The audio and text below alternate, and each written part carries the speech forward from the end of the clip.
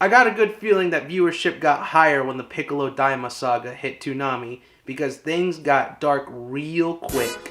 No punches were pulled with this one.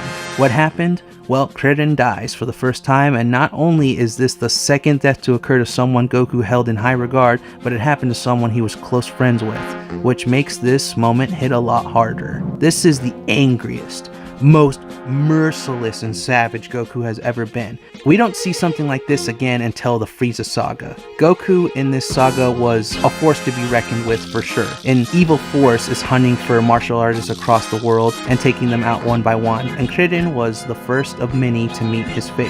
Everyone is in the dark of what's going on until Roshi sees a familiar insignia, then it all comes back to him. He knows what's happening. And much like how this was the turning point for Goku's story, it was also the turning point for Roshi when he was younger too. I guess that's just kind of the effect that the villain of the story has on those around him. It's a first for a lot of things. The tonal shift is something to behold. If you watch the first handful of arcs and go from the 22nd Tenkaichi Budokai and straight into this one, you'll feel a gradual change. It's the first time that you can feel a sense of dread within the series, and when all the characters for the first time felt outgunned. Toriyama really went all in with this saga, but it's not all dread as a new character is introduced, and that is Yajirobe, who is a new companion for Goku. He brings some levity, but not too much, just enough for things to feel not completely dour, along with the Pilaf gang almost dooming the entire planet in several ways throughout. But hey, some of my favorite characters in Dragon Ball return, so that was nice of Toriyama to add. The way Toriyama wrote this seems simplistic, but Piccolo Daimao was only half of the problem, as the other half is seemingly out of Goku's power, and you'd think after all that happens that the series wrote itself in a corner, but no, not exactly. By the end of it, you'll be surprised by how many twists and turns this saga has. In the previous arc, the fights were more intense and violent, and that's a statement that I can say that happened in this arc.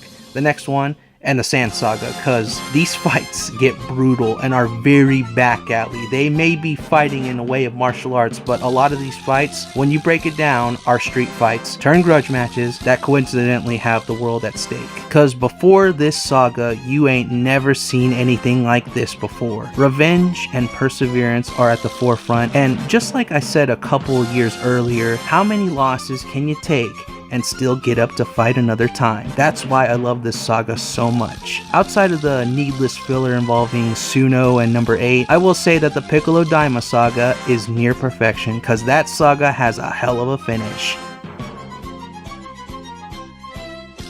And next up is the ending to the original Dragon Ball, with more familiar faces showing up and various plot lines being tied up that were planted since the very first saga.